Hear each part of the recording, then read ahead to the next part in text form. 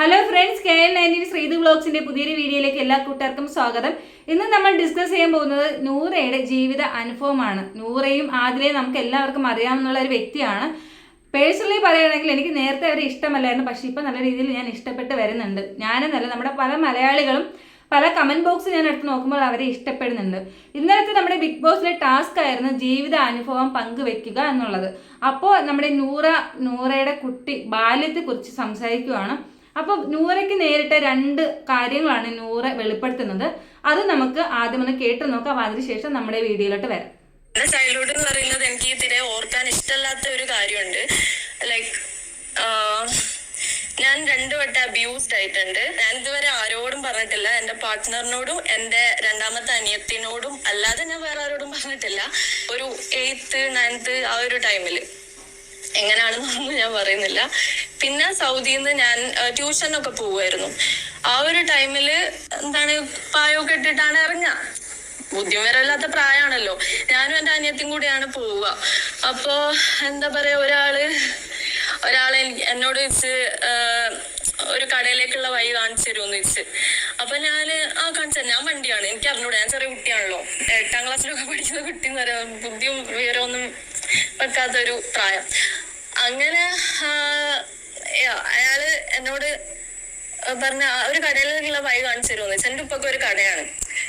അപ്പോ ഞാൻ കാണിച്ചു തരാം. ഞാൻ ഇംഗ്ലീഷിലാട്ടോ പറയുന്നത്, കാരണം എനിക്ക് അറബി അറിഞ്ഞൂടെ, അയാൾ അറബിയാണ്. അപ്പൊ ഞാൻ കാണിച്ചു തരാൻ പറഞ്ഞു. ഞാൻ അയാളെ കൂടെ പോയി. അയാൾ എന്നെ നേരെ കൊണ്ടുവന്നത് എന്റെ തൊട്ടപ്പുറത്തെ ബിൽഡിങ്ങിന്റെ മുകളിലേക്ക്, ടെറസിലേക്ക്. അപ്പൊ അയാളെ കയ്യിൽ കത്തി ഉണ്ടായിരുന്നു. അയാളെന്റെ കഴുത്തില് അത് വെച്ചു. അയാള് എന്തൊക്കെയോ ഫൈൻ. 2 വട്ടം ഞാൻ അബ്യൂസ്ഡ് ആയിട്ടുണ്ട് എന്റെ ചൈൽഡ്ഹുഡില്.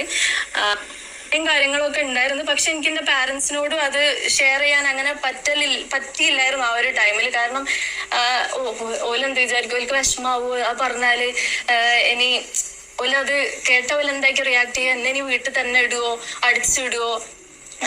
എനിക്ക് ഭയങ്കര എന്താ പറയാ, ആരോടും പറയാനും പറ്റുന്നില്ല, ഒന്നും ഷെയർ ചെയ്യാനും പറ്റുന്നില്ല. അത് ഭയങ്കര ആയിട്ടുള്ളൊരു സമയമായിരുന്നു ചെറുപ്പകാലം. ഈ ഒരു വീഡിയോയിൽ നൂറ വ്യക്തമാക്കുന്നത് താൻ 8ാം ക്ലാസ്സിൽ പഠിക്കുമ്പോൾ 2 പേര് ആ കുട്ടിയെ ലൈംഗികമായി പീഡിപ്പിച്ചു എന്നുള്ളതാണ്. പക്ഷെ ആ ഒരു സമയത്ത് കുട്ടിയുടെ അമ്മയോടോ പപ്പയോടോ അത് ഓപ്പണായിട്ട് പറയാനായിട്ട് സാധിച്ചില്ല. അപ്പോൾ ഇതെന്ന് പറയുന്നത് അതിനുശേഷം എന്തുകൊണ്ടാണ് കാരണം പറയുന്നുണ്ട് നൂറ. മറ്റൊന്നുമല്ല, താൻ ഇനി അമ്മയോടോ പപ്പയോടോ പറയുകയാണെങ്കിൽ ഇനി അത് തന്നെ അടിക്കുമോ, ഇനി അതല്ല തന്നെ ഇനി പുറത്തു വിടാതെ വീട്ടിനുള്ളിൽ നിർത്തുമോ എന്നുള്ള ഭയമാണ്. ഇന്നും നമ്മുടെ പല കുട്ടികൾക്കും ഉള്ള ഭയമാണ്. എത്രയൊക്കെ പേരൻസിൻ്റെ അടുത്ത് നമ്മൾ ഓപ്പണാണ്, എല്ലാം പറയുന്നുണ്ട് എന്നൊക്കെ പറഞ്ഞാലും അവർക്കുള്ളിൽ ഒരു ഭയമുണ്ട്. അതിന് എന്തൊക്കെ ചെയ്തിട്ടാണ് മാറ്റം വരുത്തേണ്ടത് എന്നുള്ളത് എനിക്കറിയില്ല. ഞാൻ ഈ പറഞ്ഞ ജെന്യുവൻ സത്യമായിട്ടുള്ള കുറച്ച് കാര്യങ്ങളാണ്. മേ ബി ഈ ഒരു സിറ്റുവേഷനിലൂടെ കടന്നു വന്നത് കൊണ്ടായിരിക്കാം ഈ പറഞ്ഞ നൂറയ്ക്ക് നമ്മുടെ ചെക്കന്മാരുടെ ബോയ്സിൻ്റെ അടുത്തൊക്കെ ചെറിയൊരു ഇഷ്ടക്കുറവ്. കാരണം ആ ഒരു ഇൻസിഡൻറ്റ് നൂറെ നല്ല രീതിയിൽ ബാധിച്ചിട്ടുണ്ടായേക്കാം. നമുക്ക് നോർമലി പലരും ഈ പറഞ്ഞ ലെസ്ബിയൻ കപ്പിൾസിനെ ഇഷ്ടമില്ലാത്തവരാണ്, പക്ഷെ ഇപ്പോൾ ഒത്തിരി പേര് ഇഷ്ടപ്പെടുന്നുണ്ട്. ഇനി നൂറ അതിൽ പറയുന്ന മറ്റൊരു കാര്യമുണ്ടോ, മറ്റൊന്നുമല്ല, ഈ ഒരു ഇൻസിഡന്റ് തൻ്റെ പങ്കാളിയായ ആദിലേക്കും കൂടാതെ തൻ്റെ അനിയത്തിക്കും മാത്രമേ അറിയാമായിരുന്നുള്ളൂ. ഇത്രയും വർഷമായിട്ടും തൻ്റെ പേരൻസിന് അത് അറിയില്ല എന്നാണ്.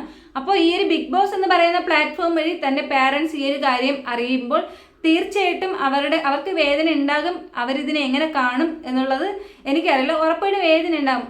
നമുക്കത് ഹാൻഡിൽ ചെയ്യാൻ പറ്റിയില്ലല്ലോ, അല്ലെങ്കിൽ അതിനുള്ള ഫ്രീഡം നമ്മൾ കൊടുത്തില്ലായിരുന്നല്ലോ എന്ന് അവർ ഉറപ്പായിട്ട് തിങ്ക് ചെയ്യും. അപ്പോൾ ഇതാണ് എൻ്റെ ഇന്നത്തെ വീഡിയോ എന്ന് പറയുന്നത്. ഈ ഒരു അപ്ഡേഷൻ നിങ്ങളിലോട്ട് എത്തിക്കാനാണ് ഞാൻ ഈ ഒരു വീഡിയോ ഇപ്പോൾ ചെയ്യുന്നത്. നിങ്ങളുടെ അഭിപ്രായം ഈ ഒരു സബ്ജക്റ്റിൽ എന്താണോ തീർച്ചയായിട്ടും എൻ്റെ ഒരു വീഡിയോയ്ക്ക് താഴെ നിന്ന് കമൻറ്റ് ചെയ്യുക. വീഡിയോ ഇഷ്ടമായി ലൈക്ക് ചെയ്യുക, ഷെയർ ചെയ്യുക. മറ്റൊരു വീഡിയോയിൽ നമുക്ക് വീണ്ടും കാണാം. അതുവരെ ബൈ ബൈ.